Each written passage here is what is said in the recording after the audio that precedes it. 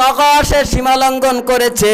আর একটা কি করেছে? ওয়াসারাল হায়াতাদ দুনিয়া, সে দুনিয়াকে আখেরাতের তুলনায় বেশি প্রাধান্য দিয়েছে। তাদের জন্য একটা সুসংবাদ আছে। আল্লাহ তাআলা বলছেন ফাইনাল জাহিমা হিয়াল মাওয়া, তার জন্য জাহান্নাম অপেক্ষা করছে।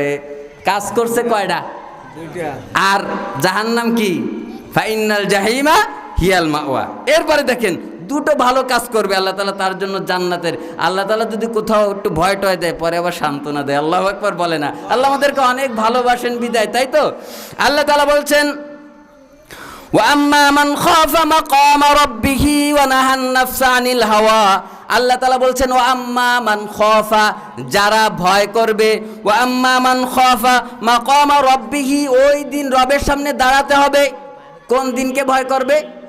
আমরা কি সবাই দাঁড়াবো কিয়ামতের দিন আল্লাহর সামনে? এ কথা বিশ্বাস করি? যদি বিশ্বাস করি তাহলে দেখেন আল্লাহ তাআলা